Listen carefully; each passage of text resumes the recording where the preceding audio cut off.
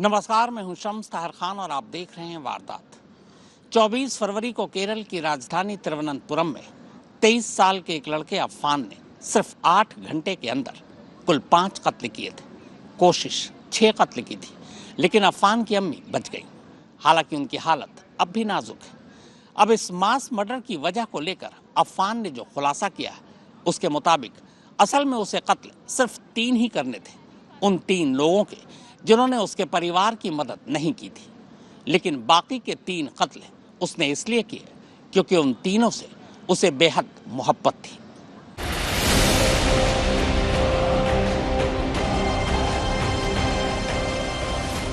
केरल की राजधानी तिरुवनंतपुरम के रहने वाले 23 साल के अफान को 3 कत्ल इसलिए करने थे क्योंकि वो उन तीनों से बेहद प्यार करता था। बाकी के 3 कत्ल उसे इसलिए करने थे कि वो उन तीनों से हद से ज्यादा नफरत करता था। बस इसी नफरत और मोहब्बत के बीच 24 फरवरी को 8 घंटे और 25 किलोमीटर के दायरे में अफान ने कुल 6 कत्ल किए और फिर खुद जहर पीकर शहर के वेंजारुमुडु पुलिस स्टेशन पहुंचा और पुलिस के सामने 6 कत्ल की बात कबूल भी कर ली। हालांकि तब तक उसे पता नहीं था कि उसकी मां जिंदा बच गई है। हाल के वक्त के केरल के इस सबसे बड़े मास मर्डर की दहला देने वाली पूरी कहानी और वारदात का पूरा सीक्वेंस अब धीरे धीरे सामने आ रहा है। तिरुवनंतपुरम के इस अस्पताल में भर्ती अफान की हालत जैसे जैसे बेहतर हो रही है, वो वैसे वैसे मास मर्डर की कहानी डिटेल में बता रहा है। अफान की ये पूरी कहानी आपको सुनाऊं उससे पहले जिन 3 घरों में अफान ने अपनी सोच के हिसाब से 6 कत्ल किए थे, वहां क्राइम सीन पर पुलिस ने क्या कुछ देखा, आइए ये जान लीजिए। अफान के खुलासे के बाद 24 फरवरी की शाम करीब 6:30 बजे जब वेंजारामुडु थाने से 4 पुलिस वाले अफान के इस घर में पहुंचे तो सबसे पहले उनकी नजर अफान के 13 साल के भाई एहसान की लाश पर पड़ी। एहसान की लाश घर के हॉल में फर्श पर पड़ी थी। सर के पिछले हिस्से में गहरी चोट थी। अफान ने अपने छोटे भाई के सर पर पीछे से हथौड़ी मारी थी। पुलिस के मुताबिक शायद हथौड़ी का एक वार ही एहसान की जान ले चुका था। एहसान की लाश के चारों तरफ 500-500 रुपए के बहुत सारे नोट बिखरे पड़े थे। ऐसा लगता था जैसे अफान ने अपने भाई को मारने के बाद ये सारे नोट उसकी तरफ फेंके हों। घर के अंदर जिस दूसरी लाश पर पुलिस की नजर पड़ी वो अफान की गर्लफ्रेंड फरसाना की थी। कोलम के कॉलेज से पोस्ट ग्रेजुएशन कर रही फरसाना की लाश हॉल में एक कुर्सी पर बैठी हुई हालत में मिली। फरसाना के सिर के पिछले हिस्से पर गहरी चोट थी। शायद हथौड़ी के पहले वार से ही फरसाना भी मर चुकी थी। यह वार इतना ताकतवर था कि फरसाना का चेहरा अपनी जगह से डिसलोकेट हो गया था। जिस कुर्सी पर फरसाना की लाश मिली उसके साथ एक टेबल था। उस टेबल पर अफान की फैमिली की तस्वीर थी जिसमें फरसाना भी थी। घर के ऊपरी कमरे में अफान की अम्मी शैमी की लाश बिस्तर पर पड़ी थी। उनके गले में मफलर था और सर पर उसी हथौड़े के वार का जख्म। पूरा बिस्तर खून से सना हुआ था। इन तीनों ही लाशों को देखकर यह अंदाजा हो चुका था कि अफान ने तीनों के सर पर हथौड़े के एक-एक वार किए थे। लेकिन जब पुलिस अफान के चाचा लतीफ के घर पहुंची तो लतीफ की लाश की हालत देखकर खुद पुलिस डर गई थी। लतीफ की लाश ड्राइंग रूम में कुर्सी पर थी। सर का पिछला हिस्सा आधे से ज्यादा गायब था। चेहरा पहचानने लायक नहीं। अफान ने सबसे वहशियाना तरीके से अपने चाचा का ही कत्ल किया था। बकौल पुलिस उसने चाचा पर कम से कम हथौड़े के 20 वार किए थे। उसी घर के किचन में लतीफ की पत्नी सजदा की लाश पड़ी थी। किचन में गैस पर चाय का बर्तन था और नीचे कप रखे थे। शायद सजदा उस वक्त अफान के लिए ही किचन में चाय बनाने गई थी। सजदा के सर के पिछले हिस्से पर भी हथौड़ी से वार किया गया था। सर का पिछला हिस्सा इस कदर कुचला हुआ था जैसे अफान ने अपनी चाची पर 1 से ज्यादा बार हथौड़े का वार किया। अफान की 88 साल की दादी सलमा बी की लाश घर में फर्श पर पड़ी हुई। दादी के सर पर भी उसने पीछे से वार किया था। पिछला हिस्सा बुरी तरह फटा हुआ था। फर्श पर खून ही खून था।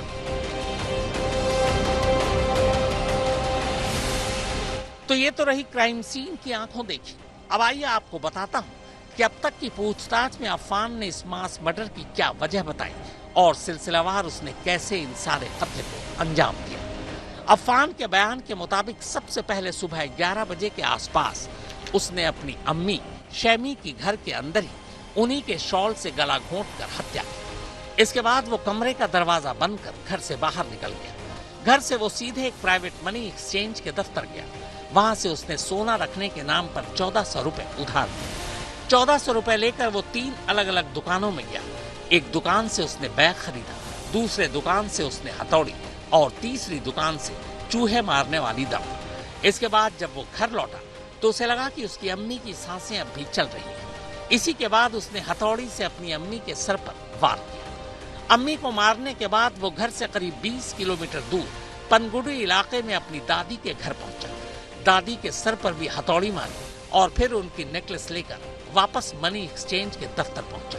वहां नेकलेस देकर उसे 74,000 रुपए मिले। पैसे लेकर वो एक और शख्स के पास गया। उस शख्स से उसने 40,000 रुपए उधार ले रखे थे। अफान ने 40,000 रुपए उसे वापस किए और फिर वहां से सीधे अपने चाचा लतीफ के घर पहुंचा।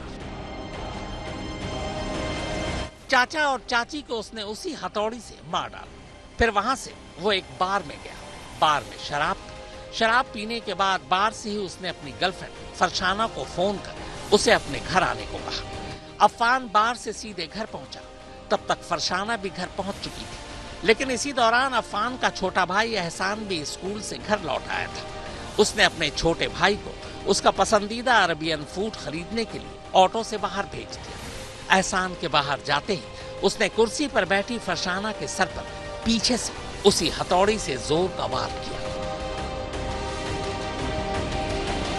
कुछ देर बाद यह एहसान घर लौट आया। एहसान के घर में दाखिल होते ही सबसे पहले अफान ने चूहे मारने वाली दवा पी। इसके बाद एहसान के सर पर पीछे से उसी हथौड़ी से एक वार किया। जब उसे यकीन हो गया कि फरशाना और एहसान मर चुके हैं, तब उसने जेब में बचे बाकी पैसे जो 500 रुपए की नोट के शक्ल में थे, एहसान की लाश के चारों तरफ फेंक दिए। पुलिस के मुताबिक अफान ने जो बयान दिया है उसके हिसाब से वो अपनी दादी और चाचा चाची से बेहद नाराज था। वजह ये थी कि जब उसका परिवार कर्ज में डूबा था तब उन लोगों ने मदद नहीं की, इसीलिए उसने उन तीनों के कत्ल किए। लेकिन फिर उसे लगा कि 3 कत्ल के बाद उसकी अम्मी, छोटा भाई और गर्लफ्रेंड अकेले हो जाएंगे। वो इन तीनों से बहुत प्यार करता था। बस इसीलिए उसने इन तीनों को भी मार डालने का फैसला किया। इन सारे कत्ल के बाद जहर पीकर वो खुद मर जाना चाहता था। इसीलिए सारे कत्ल कर जहर पीने के बाद वो खुद ही ऑटो से पुलिस स्टेशन पहुंच जाता है।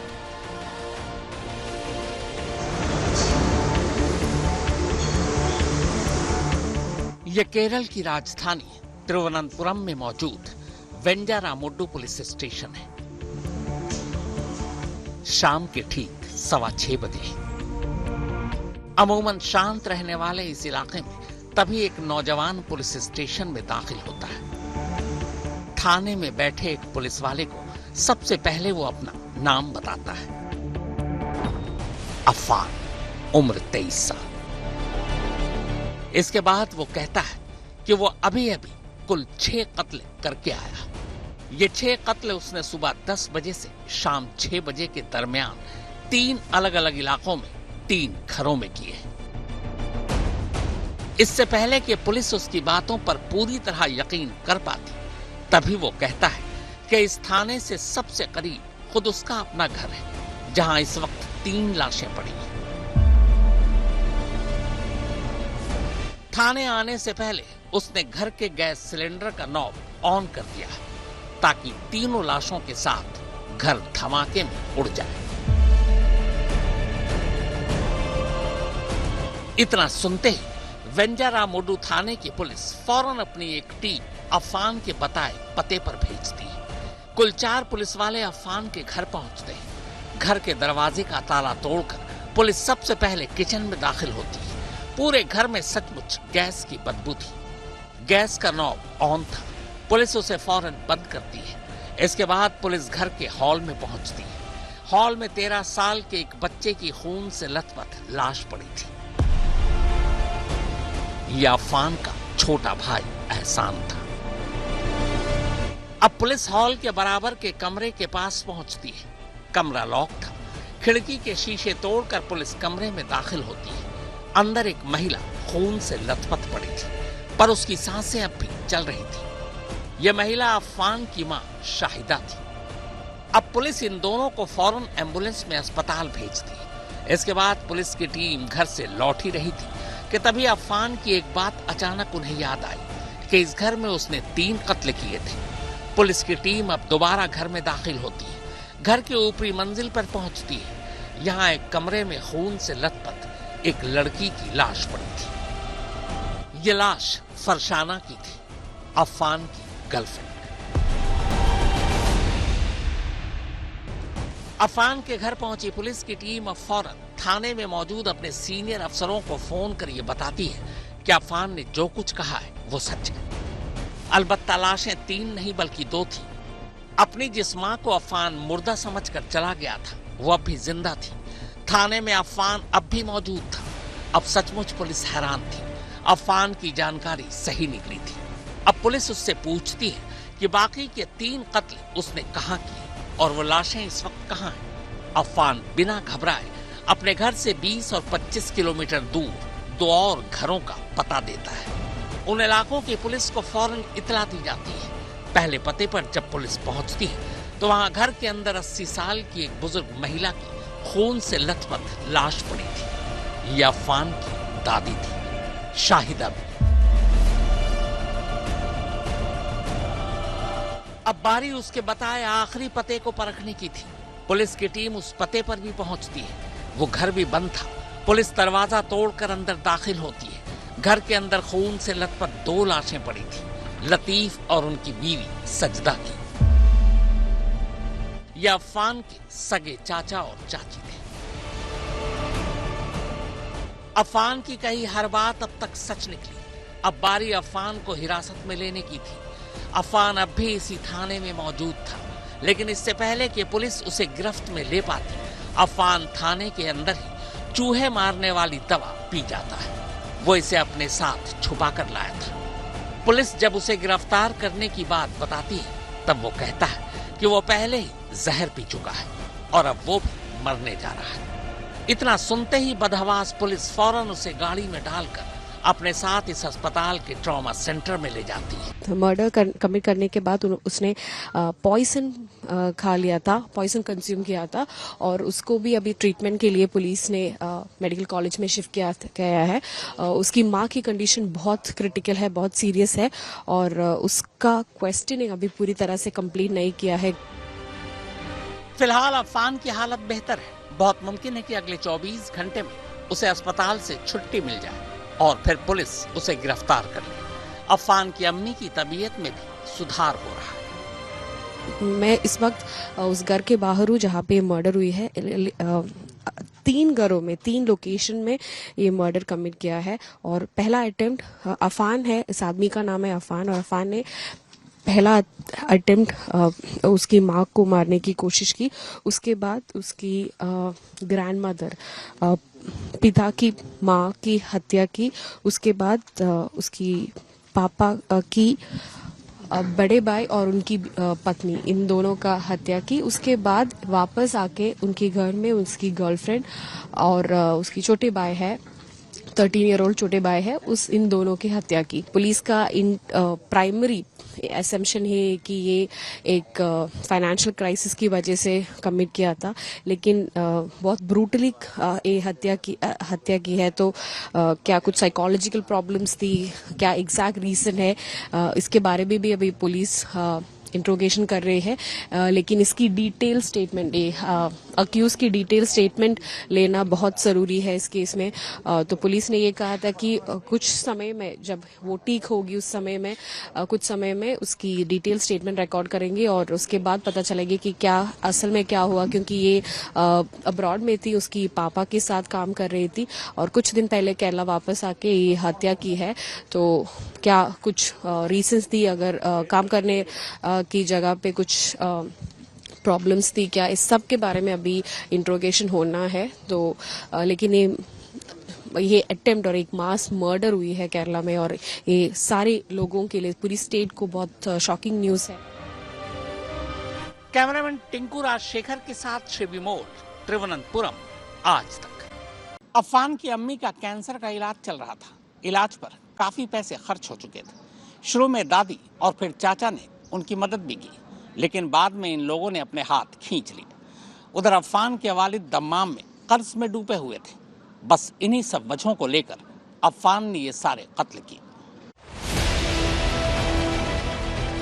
सुबह 10 बजे से लेकर शाम 6 बजे के दरमियान 25 किलोमीटर का सफर तय कर 3 अलग अलग जगहों पर 5 कत्ल करने के पीछे आखिर अफान का मकसद क्या था? केरल पुलिस के मुताबिक इकरार जुर्म के बाद से ही अफान अस्पताल में है। उससे पूरी पूछताछ होनी अभी बाकी है, लेकिन शुरुआती छानबीन में जो पता चला है उससे ये शक होता है कि शायद उसने ये तमाम कत्ल किसी ड्रग्स के नशे में किए। हालांकि इसकी मेडिकल रिपोर्ट आनी अभी बाकी है। वैसे शुरुआती जांच के बाद पुलिस के सामने जो जानकारी आई उसके हिसाब से अफान और उसकी गर्लफ्रेंड फरसाना के रिश्तों को लेकर दोनों के ही घर वालों में न तो कोई विवाद था और न ही ऐसा लगता है कि उसने इश्क में आकर ये कदम उठाया। तो फिर अफान ने अपनी गर्लफ्रेंड समेत अपने छोटे भाई, दादी और चाचा चाची का कत्ल क्यों किया? हालांकि उसकी अम्मी बच गई। अफान के वालिद सऊदी अरब के दम्माम शहर में काम करते हैं। कुछ महीने पहले ही पूरा परिवार दम्माम गया था। अफान सऊदी अरब में 6 महीने रहा। अफान के वालिद पिछले 7 साल से भारत नहीं आए। इसकी वजह जो बताई जा रही है वो ये है कि दम्माम में उनके ऊपर काफी कर्ज है। फैमिली की प्लानिंग थी कि केरल की कुछ प्रॉपर्टी को बेचकर दम्माम का कर्ज उतार देंगे, मगर बाप का कर्ज उतारने के लिए अफान अपने ही परिवार के 5 लोगों का कत्ल क्यों करेगा? ये बात फिलहाल पुलिस समझ नहीं पा रही है। Yeah, we are yet to come to any conclusions. The investigation is going on. The forensics team is at the site, so they are gathering whatever evidences we are getting. So it's too early to reach any conclusion. So accused is also in a serious condition. He has consumed poison and is admitted in the hospital, Medical College Hospital. Yeah. फिलहाल police Affan के mobile phone और call detail record को भी खंगाल रही है। साथ ही उसके बाकी रिश्तेदारों से भी पूछताछ कर असली वजह को जानने की कोशिश कर रही है। केरल पुलिस के मुताबिक एक बार अफान की अस्पताल से छुट्टी हो जाए तो पूछताछ के बाद कत्ल के मकसद का भी खुलासा हो जाएगा। इस बीच अफान की अम्मी अब भी अस्पताल में भर्ती है और उनकी हालत बेहद नाजुक है। कैमरामैन टिंकू राजशेखर के साथ शिवी मोल, तिरुवनंतपुरम, आज तक। तो वारदात में फिलहाल इतना ही, मगर देश और दुनिया की बाकी खबरों के लिए आप देखते रहिए आज तक। गर्मियों की छुट्टी होने वाली थी, मेरे पापा आने वाले थे, तो हम लोग सभी खुश थे। तो मैं बेड पे चढ़ के डांस कर रहा था, लेकिन वो पहले ही आ गए। फ्रीज। तो मैं उस समय तो कंटिन्यू नहीं कर सकता था, तो फ्रीज फ्रेम टाइप का हो गया। कसम पैदा कर